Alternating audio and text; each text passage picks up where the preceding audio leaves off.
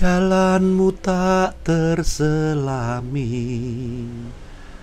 oleh setiap hati kami. Namun satu hal ku percaya, ada rencana yang indah.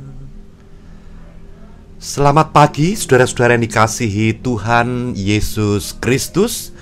Kiranya kasih karunia dan damai sejahtera dari Allah Bapa dan kasih Tuhan Yesus Kristus beserta saudara sekeluarga. Kita berjumpa lagi dalam renungan pagi. Sebelum kita mendengarkan firman Tuhan, marilah kita berdoa. Bapa, terima kasih atas bangun pagi. Terima kasih atas kehidupan. Terima kasih atas hari baru yang Tuhan beri.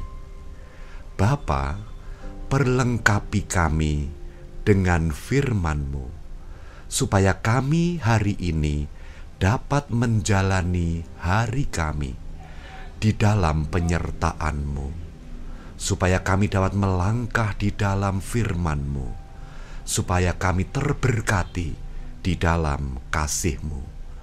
Dalam nama Tuhan Yesus Kristus kami berdoa. Amin.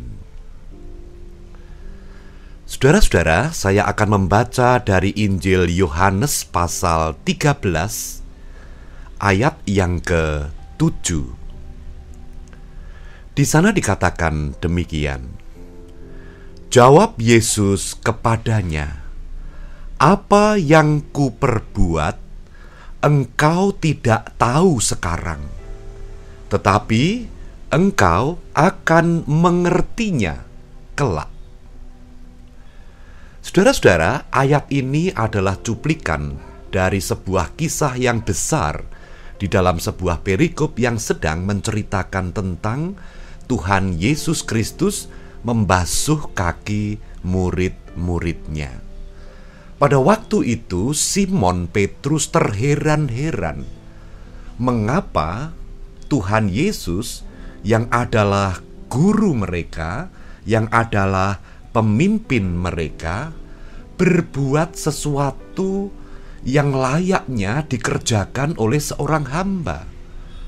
Tuhan Yesus membasuh kaki murid-muridnya. Saudara-saudara, kita tidak akan mengupas lebih jauh terlebih dahulu tentang makna pembasuhan kaki ini. Tetapi cuplikan ayat yang ke-7 memberitahukan kepada kita bahwa tidak semua karya Tuhan Yesus Kristus yang boleh kita lihat, yang boleh kita alami saat ini akan senantiasa membuat kita mengerti apa yang menjadi maksud Tuhan. Artinya, akan banyak hal-hal yang menjadi karya Tuhan, yang Tuhan izinkan ada di dalam kehidupan kita, yang terjadi sekarang tanpa kita mengerti. Apapun peristiwa itu, apapun kejadian itu yang merupakan karya yang diizinkan Tuhan terjadi atas kehidupan kita. Di dalam ayat ini Tuhan Yesus Kristus berkata, "Apa yang kuperbuat engkau tidak tahu sekarang, tetapi engkau akan mengertinya kelak." Saudara-saudara, apa maksud Tuhan Yesus Kristus? Mengapa kita tidak diizinkan langsung mengerti? Setiap kali ada peristiwa, ada karya Tuhan yang kita alami, kita langsung mengerti, oh, Tuhan Yesus maksudnya seperti ini. Mengapa Tuhan membiarkan kita merenungkan, meraba-raba apa yang sesungguhnya dimaksudkan Tuhan? Mengapa hal ini terjadi pada diriku? Saudara-saudara, ada dua hal yang penting yang hendak Tuhan tanamkan di dalam kehidupan kita. Apa itu? Yang pertama, Tuhan Yesus Kristus menginginkan bahwa di saat kita mengikut Dia, maka kita mempercayakan kehidupan kita kepadanya. Artinya apa? Artinya apapun yang terjadi saat ini yang menjadi karya Tuhan, yang terpenting bukan apakah kita tahu apa maksud Tuhan atau tidak, tetapi yang terpenting adalah apakah kita percaya kepadanya bahwa apapun maksud Tuhan, maka itu adalah maksud yang baik.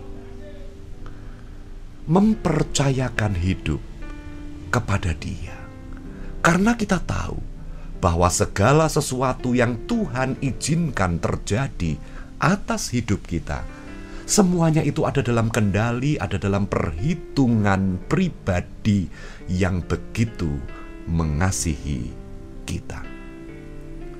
Yang kedua, saudara yang dikasihi Tuhan, Tuhan tidak mengizinkan kita mengetahui terlebih dahulu apa maksud Tuhan dengan semua ini, semua hal yang terjadi dalam kehidupan kita, yaitu agar hati kita terbentuk di dalam sikap kepasrahan. Iya, sikap kepasrahan. Kepasrahan akan membuat kekuatan dalam diri kita. Kepasrahan akan menghindarkan kita dari ego yang sok tahu dan sok mengerti, lalu mulai meraba-raba, lalu mulai berpendapat yang kadang-kadang justru menjauh dari maksud Tuhan. Nah, saudara dikasihi Tuhan, apakah ada sesuatu yang sedang terjadi hari ini yang sampai saat ini kita tidak tahu apa maksud Tuhan, mengapa Tuhan izinkan ini terjadi? Tuhan Yesus berfirman, apa yang kuperbuat, engkau tidak tahu sekarang, tetapi engkau akan mengertinya kelak. Saudara, dapatkah kita mempercayakan hidup kepada pribadi yang begitu mengasihi kita? Saudara, dapatkah kita menjalani kehidupan ini dengan penuh penyerahan kepadanya? Apa yang Tuhan izinkan terjadi sekarang, tentu Tuhan mempunyai rencana indah. Meskipun tidak semua hal dapat kita selami, tetapi nanti kita akan mengerti. Amin. Mari kita berdoa. Bapa, ajarkan kami percaya. Ajarkan kami berserah. Berkati hari ini. Kiranya hari ini ada dalam penyertaan-Mu.